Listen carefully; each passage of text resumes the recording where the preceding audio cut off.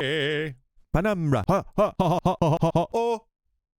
Let me tell ya. Hey. Oh. Hi, my name is Goose. Nice to meet you. This is my main channel. If you like comic books and Marvel stuff and all that other theorizing stuff, please take a look over at my other channel. I will post a link somewhere in some capacity, some way, somehow. In this video, I'm simply just gonna rate some random cooking TikToks that I find. I searched for some term having to do with cooks or kitchens or whatever, and let the algorithm take me. Jesus, take me.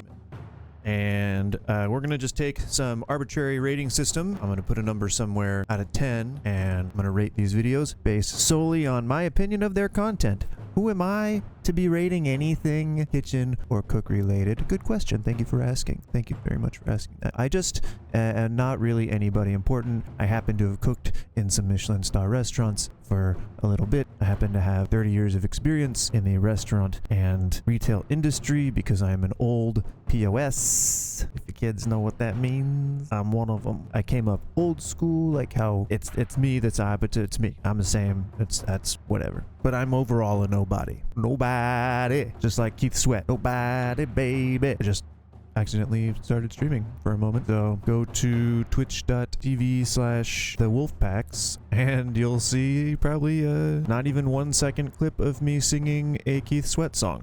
Anyway, let's start rating some videos. Nobody. Alright, I'm gonna mostly try not to talk over these, but if I do, just be warned that the handsome, silky, smooth voice coming in over the top of the video is actually mine. Make the scene. I don't cook. Yes, I know the cooking. Okay, well that's illegal. Any tip position, you can't just threaten to take away tips. I mean, I know that it's like a joke, you know. I'm not gonna clean, so I'm gonna take away your tips. Well, you can't do that. That's illegal. So 6 out of 10. Quick tips, part 1. Grab a bowl, plastic bag, all your scraps go in here, pull it up and throw it away. You're welcome. Good tip, always helps to have a trash bowl. I am sold. 18 out of 10. The life hack that you randomly saw one day that is now an unconscious standard practice in your life. No, how about you not do that? That's completely useless. You're gonna probably get other dishes dirty that you don't need to be getting dirty. What's the point? What's the point? People are gonna laugh at you. That's not very good. I will say horse out of 10. Pav, your big sister is a professional chef. I don't really understand the point of what I just watched. 10 out of 10. When we're building our plate here, we're gonna start with our base, which is gonna be our starch. I'm gonna just start here in the center of my plate and put this right on top like this. Arugula salad. And then I'll just use the olive oil right over the top. Okay, oh my god. This is a very, very outdated. I'll probably put a picture in that corner somewhere of a more modern plating technique, but wow, that's really outdated. This is a recent post too, I think. You don't necessarily have to follow the 369 rule. You don't have to follow the starch rule. You don't have to follow the piling it as high as you can rule. That's more so like when during the 80s and TV food productions became really big, everybody wanted to learn how to cook, and so a lot of these for-profit schools like Le Cordon Bleu Academy had to come up with really quick ways to create standardized curriculum in order to get as many cooks out as possible with their particular brand of teaching, so that they would word of mouth advertise to other potential students that, oh, this school was really good because they taught me this thing. And so they had to come up with cool new innovative ways of doing things, and they didn't iterate over time. They didn't evolve that with the changing of the times, and so now we have to, as chefs, deprogram a lot of that learning that some of these kids did at school. 2 out of 10.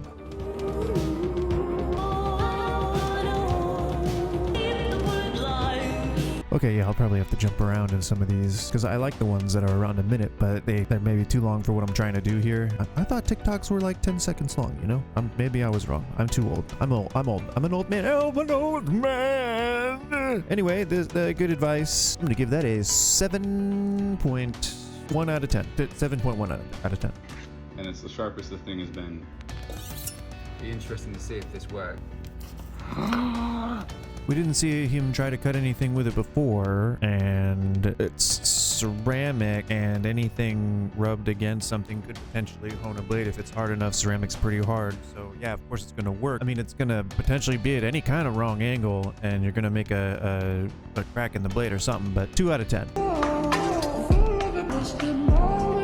I mean, whatever, using a tool for things that you need, I would say that that's not a bad thing. Do what you do. 5 out of 10. Did you know that you can milk a cucumber? Oh dear God, This please no. release tastes fresher and juicer. Try it for yourself. Oh no! Out of 10.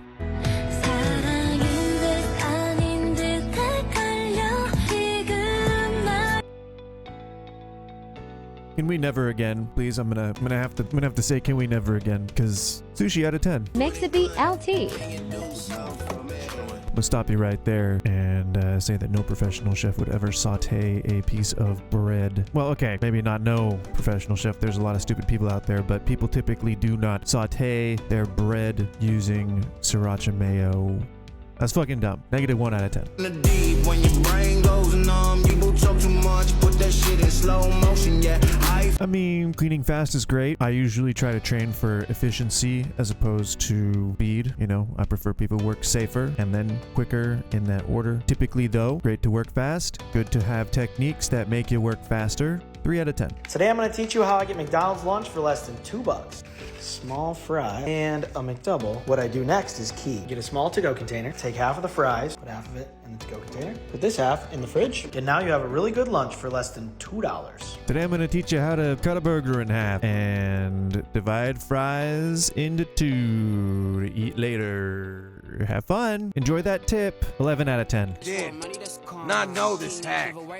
I did because there's like 1,000 other videos on here about exactly the same goddamn thing. 8 out of 10. The secret hack of my recipes, I mince ginger and garlic like this very finely. When I add this to my recipes, it brings flavor and it brings your recipe to the next level. I don't know if any of you out there remember it when Anthony Bourdain said it, but I believe he said it best when he said, I don't know exactly what the fuck that substance is that comes out of the other end of that press, but that shit ain't garlic. I agree, especially even if you're like, I don't know what the hell, how long it took you to press all of that ginger and garlic or grate the garlic or in the processor or whatever, but it's gonna turn rancid like in a few days. That's a recipe for rancid food. Enjoy your botulism. 8 out of 10. My mom always says if you can't get your spaghetti to fit in the pot, then just snap it in half.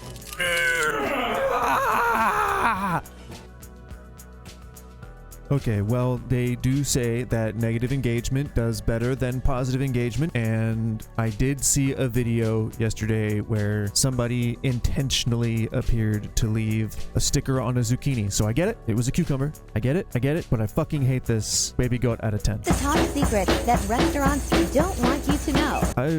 No restaurant that I know of has ever done anything like that. It's a weird top secret trick that restaurants don't want you to know. Apparently, they don't want you to know that they use this weird ass cast iron pan to make specifically this, I guess. Shrimp out of 10. Quesadilla hack. Now fold it in half. Bad boy in the toaster. Cheesy. I mean, that's just a shittier way of making a quesadilla, but congratulations. I would say 6 out of 10. Hey, welcome back to the channel. Now, this is a pretty easy condiment that's very versatile. But again, as you can see, beautiful. That's what we want right there. What the hell? But hey, you know, a weirdly edited, but good effort. 16 out of 10. Little trick is to use a J-cloth. Place the chives on there. The J-cloth will just hold it in place. So when you're slicing, they don't move around too much. 0 out of 10 for scraping with that knife. 5 out of 10 for that tip because your fucking fingers hold the chives. And 10 out of 10 for the apron. Forgot to defrost your chicken. Oh my god. Oh, Danny boy. Oh my god. What the fuck? I gotta continue watching this. When it's fully cooked, add it to rice. And then they just keep doing stuff to it like it's normal, like that's just something that they do. Oh my god. And I don't have the energy to cut out a screenshot of one of the comments, but the top comment is fucking everybody's so creative? Question mark, question mark, question mark, exclamation point. Fucking weird, man. Weird. Weird shit. Ghost out of 10. Here is a quick and super easy way to cut an onion. Heat on its side and then just chop. Your onion is ready to go, and if you like this, follow for more. Okay, so no hate. No hate. We'll start with the score. It's going to be a 3 out of 10, unfortunately. It didn't specify. We didn't specify whether we wanted to know how to cut an onion in a dice or a Brunoise bâtonnet, anything like that. It's fine. We didn't specify.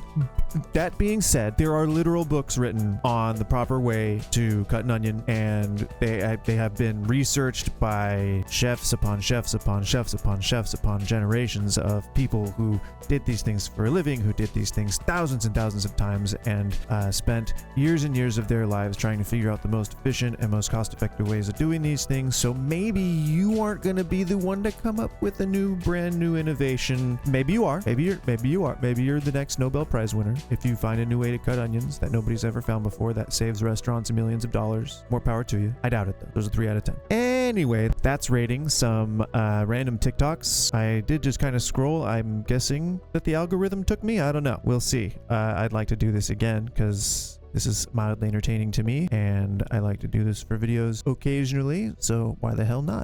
Some videos I have planned in the future are going to be tips and tricks for how to manage yourself once you've gotten hired to the job of your dreams so you don't lose the job of your dreams. How to find the job of your dreams, first of all. That would be pretty useful information to have for most people. And I also plan to do some more video game oriented content. Maybe I'll have a separate channel for that. Who knows? Either way, if you enjoyed what you saw, please subscribe and please drop a Lizite. I think the kids, are they still putting the Z's in the middle of the words? Nobody's watching this, so I don't know why I'm expecting an answer. And stay tuned for other content. And as always, know that you are special and that you have a place in this world. And if you ever feel lost, you can always hit me up and I'll say what I just literally said to you. I mean, I guess I don't know people. You know, I don't know much about you. If you're contacting me and you're saying you're lost and you don't have a place in this world, all I can say is that if I don't know who you are, then I don't know the nuances of your character. Like you could be a track football star, and I don't even know what a track football star. I think I just made that up. Anyway, that's about all I got for you.